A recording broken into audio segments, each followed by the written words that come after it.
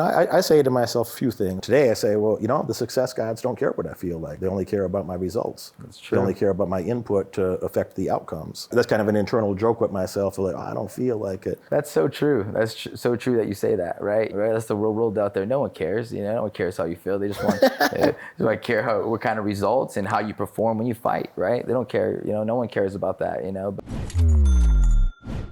Today I'm chatting with Gilbert Melendez. Gilbert was something like a 9-time champion. He's the most dominant champion at Strikeforce. He had the belt twice, defended your belt many times, and also champion at WEC, and maybe some other things that, forgive me if I don't know. Forgive me if it's 10 or 12 and I only know that it's 9. But you're one of the most winning guys in MMA history. You the most dominant champion at Strikeforce, yeah? Yeah, that's correct. I've been fighting for a long time. I fought in Japan, in Pride, a huge organization out there. I fought in Shudo, Rumble in the Rock, but I did a lot of great work. I fought in UFC as well for the title twice out there. But my best work was in Strikeforce, and I defended my title multiple times out there, and fought on Showtime quite a bit. And was pound for pound top in the world, like top 3 in the world pound for pound from like 2003 to almost 2012 out there, and I was ranked top 2 or top 5 in the world. For over 10 years. Wow. Yeah. I had a chat with Derek Brunson about that sort of thing. Derek says he's been in the top 10 for like a decade, and having that consistency to be a highly ranked person for a long period of time. That a lot of people that might be, well, there's not a lot, but the few people that are, high-level performers that are talented enough to be in these organizations, that by itself is a feat. But to be in the, top-ranked pound for pound, or that high, that elite level pound for pound for a decade's time. What does that take? It takes a lot of hard work, Derek. That's definitely what it takes. Hard work, dedication. Sometimes it's a lonely road, because it's, you're going by yourself and you're just training nonstop, and I've always, gravitated towards one-on-one competition. I've always loved fighting. I always watched Van Damme movies, always watched, WWE. That led me to fighting, and I started wrestling at Santa Ana High School. And that's where I kind of really developed my work ethic, and I wrestled at a different high school first, right? It was a different high school, and then I ended up transferring to go to a different program. I wrestled with this first team, and after season was over, no one wanted to train anymore. And they had some talent there, right? They had some really good talent, but no one wanted to train. Season was over. And anyone wants to be great at anything, there's no off season. Mm-hmm. There's no such thing as an off season. So I transferred to Santa Ana High School. And that's where I really developed my work ethic and learned that at first I want to surround myself around champions. And these guys were really good wrestlers in high school, and they had access to them. So I wanted to be around these guys. And they worked hard, so I wanted to work hard with those guys. So that's kind of where I got my work ethic, and that carried on to, what I became today, and then I found Jake. I surrounded myself with Jake, and Jake was another guy with great work ethic, and a lot of hard work, dedication, and a lot of lonely nights, but that's what it takes. Now, in the time, just to give some perspective for the audience, in the time that you were starting this is, early 2000s or late 90s, people weren't making a lot of money being a pro fighter. You could be the best fighter in the world, but those guys still weren't making a lot of money. So, this is, to a large extent, there has to be a different motivator in there. That there's easier ways to make money. So there has to be a different motivator in there. That what was your calling, or what captivated you about this? That you're like, man, I want to spend my life training and doing this. I love that you said that, Derek, because when you wrestle in high school or you wrestle in college, you didn't have nothing to look forward to, like MMA or a big, college, you're not going to become a professional football player and make a bunch of money, So I did love the one-on-one competition. I did love wrestling. I loved, the challenge, and it just called to me, and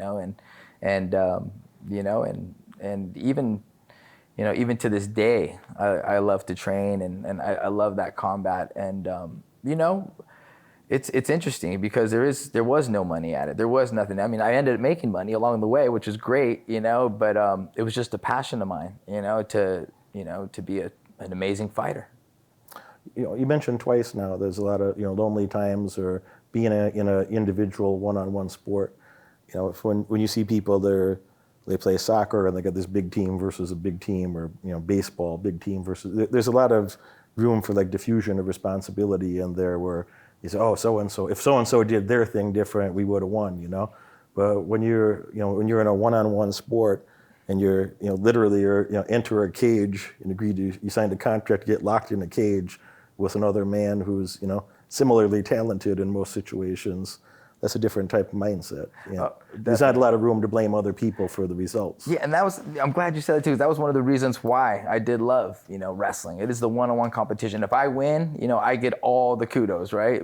But if you lose, it's all on you, and it's a lot of heavy weight on you, and you put that pressure on yourself, to compete and to perform like that. But that's what was really intriguing for me, was that it was a one-on-one sport. It was just me. I got all the success. Of course, you have your team around you, but you're there. It's a spotlight. It's on you. And if you deliver, it's on you. And if you don't deliver, it's also on you, And I think that's why people love the sport. It's very honest. It's very pure. There's no one to blame. It's, oh, your quarterback did it, or your receiver did it, and all that. It's you. It's the most honest, pure sport out there, And I actually think it's the real only sport. Everything else is kind of a game when it comes to fighting. That's the, all these people that play these other games or sports, we'll call them, they treat it like a fight, is what's interesting, right? And we're actually fighters, so everything is like a fight for us. I grew up around violence, and I'm nowhere near a pro fighter.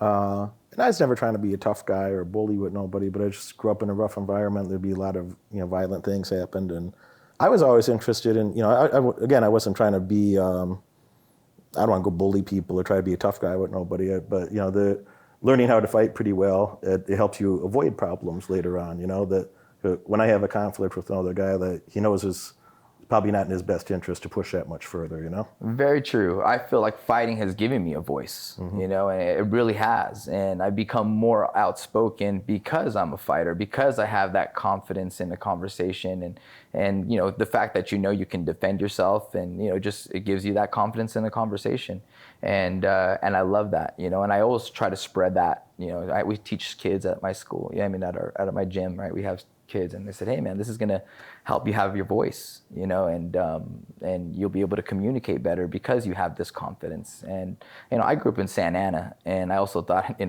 was rough out there too, so I knew it was important to know how to defend myself, and it was important to be able to defend yourself, because you can't go run to mom and dad to help you over there, right? You can't go run to them. You can't tell the principal, and it's just not the same. At maybe other schools you can. But not at Santa Ana. You have to do it yourself, and you had to, handle things yourself. So training has really given me my voice, and I even tell everyone at my gym, anyone that's a police officer too, I say, hey man, this training gives you, a better voice, and I love that about fighting. I love that, that I can defend myself. It allows me to speak freely and proudly. Yeah, something you said a little bit ago regarding this is that. It is, the sport, and I think there's a lot of other professional athletes that look at what you guys do. That, there's, some guy might be great at basketball or something else, but he wouldn't want to trade places, or he wouldn't perform so well if he was in an environment that you've grown comfortable in. Right. So I think there's a lot of other people that look up to. It's why it's one of the reasons that I've interviewed a lot of fighters, is that I grew up with that mentality, but myself. I find it relatable, and I think there's just something about that that's like innate in human nature. That there's when two guys meet each other, when two guys pass each other on the street, there's a little sizing each other up, or is this a threat? Is this something I need to be concerned about? And the more competent you are to defend yourself, the more confident you can feel, as you said, to move around the world and be yourself and live your life more freely, and feel that you can protect your family or your friends or your loved ones when you're just going about your life, Absolutely. And I think that's a reason that a lot of other people that it's such a growing sport. The MMA, or the UFC organization specifically, but MMA in general as well, is such a growing sport that's become more well known from the work, the foundations that you laid, and some of your other teammates and friends have laid. They're the early pioneers of that helped grow that whole industry. I think a lot of other athletes and notable people around the world have taken notice of that, and they're just like, man, this is is captivating, you know, Yeah, it's so great to hear that, and you're right, because there's as usual. yes, yes, and I love that respect, right? Warriors get, and I mean, this might have been like predated times, long time ago. All the gladiators, I think you get a different type of respect, that something that money can't buy, right? I have something money can't buy, really. This talent that I've done, and I feel like it does give you a different type of respect. People respect that, and it's a great feeling. And I'm also with you in terms of, I like to protect my family. I always want to have I want my daughter to feel safe. I want my wife to feel safe, and again, I've done it so much. Like, I'm a fighter that I don't understand how no one else is. How do you walk around? If you learn to read, you learn to cook. You have to do your math. You have to. But you can't defend your family. But you can't defend your family. And I think it's one of those things that should be 6th period in school, right? And not only should you learn how to fight, but you should learn how to take a punch and be a durable human being. To get thrown on the ground, and are you crying because it hurts or because your feelings hurt? Your feelings hurt. Well, get roughed up. Go wrestle with your friends. Go fight a little bit and build some durability and build some thicker skin. Something you said there, I've taken that as like a life philosophy in many ways of, if I'm a little sick or if I had, I got hurt somehow, I ask myself internally, when I have that thought of like, I don't feel like it. And I ask myself, are you hurt or are you injured? Mm-hmm. Do you have a headache? Like, where if you're having a frustrating day and your head hurts, mm-hmm. but you can still get up and have an 85% day? You can still have an 85% successful day, or you're going to lay in bed for half a day. Let that ruin your day, or oh, my knee hurts or something. It's like, all right, does it hurt or are you injured? Absolutely. I think that's a pretty good dividing line. You must have some thought about that. 'Cause in your industry, even if you win, you might be the champion and you might have defended your title, but you probably still go into the hospital for a checkup that day. Oh, absolutely. Well, we say if you make it to a fight and you don't have some sort of some sort of hurt or some sort of injury, you didn't train hard enough. Mm-hmm. But yeah, we have to have that mentality, right? We have to get out there and we have to work hard. And nowadays we see a lot of young people talking about days off, and my watch tells me I'm overtrained. And like they're telling me this, and I'm like, I need a rest day according to my watch is telling me this or something. Was the watch program for you to be a world champion, yeah, or like exactly, a moderately fit dad? Exactly. Yeah. What's it for, right? When I hear these people, it reads everything, and it's like, listen, man, it's real simple. It's just it's hard work, and you got to suck it up. You got to suck it up on bad days. You got to, of course, when you're really injured, you have to recognize that and sit it out. But mostly we're not, right? Mostly it's just the inner bitch, saying, oh, I'm sore, maybe I should rest and all that. But there's nothing like no better high than overcoming that, making it to the mats, and overcoming that little bitchness inside where you didn't want to train that day, or you didn't want to, you thought you were hurt, and then you made those gains. Those are rewarding days, when that happens. But it's important to have that mentality, right? This is how it is. I'm curious. I'm sure a couple of psychology tools that I've used in this vein, and I'm sure you have your own, or I'm curious to hear it in your words, but. A lot of times, many times in my life, I haven't taken a day off in more than a decade. Wow. And I feel just fine about that. I don't feel any sort of negative. Like, if you like what you do and you're dedicated to better quality outcomes, I don't need days off. Sure. There's times I might work 6 hours that day instead of 14, but I don't need a day off. But there's certainly times where I'm like, oh, I don't feel. I got some tough thing to do. Oh, I don't feel like it. And then your brain starts making up excuses, and then you start negotiating with yourself in various ways, And I say to myself a few things. Today I say, well, the success gods don't care what I feel like. They only care about my results. That's true. They only care about my input to affect the outcomes. So that's kind of an internal joke with myself. Like, I don't feel like it. And a second later, but the success gods they don't care what I feel like today. Absolutely. They just care if I get up and perform. That's so true. That's so true that you say that, right? And that's the real world, right? That's the real world out there. No one cares. No one cares how you feel. They just want they care what kind of results and how you perform when you fight, right? They don't care. No one cares about that. But you have to keep working. You have to keep working. You got to keep pushing, regardless. Is my mentality. And I try to outwork everyone all the time. And I still get baffled by these young kids, in the gym. They're, that I'm still there more than them. I'm like, I'm here every day, here twice a day.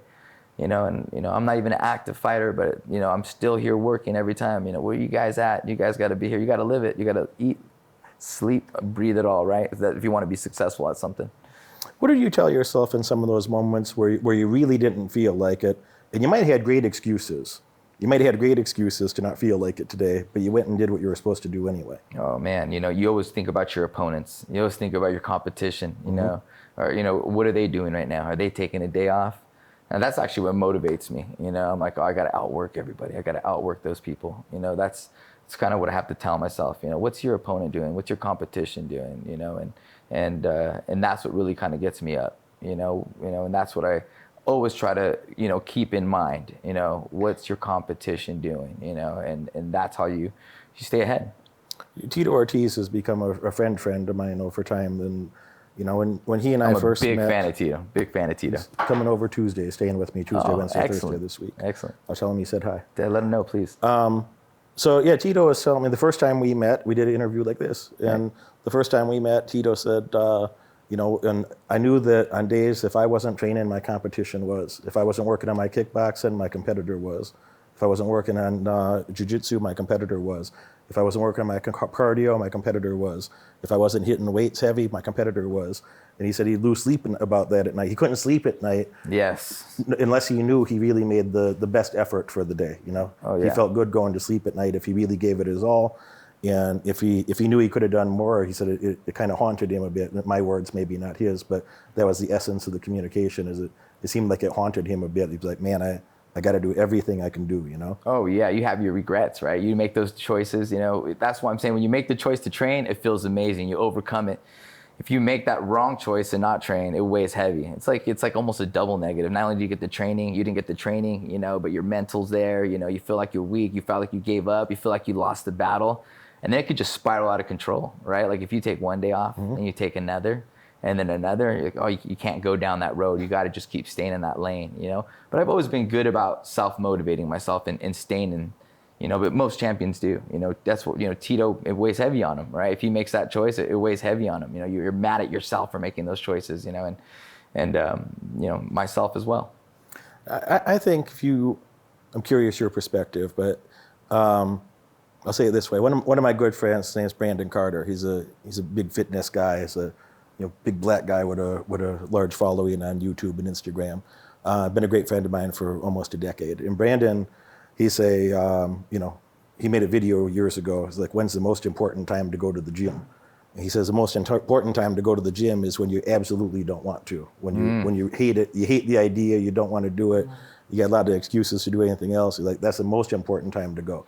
And he says that's true because now I'm not he has a business degree, his bachelor's degree, but I'm not sure that he has a doctorate in any science. I don't believe that's true. But the scientist part of his brain, he's decided that when you do the tough thing that you didn't want to, that you're building your neural pathways, you're literally building the linkages in your brain.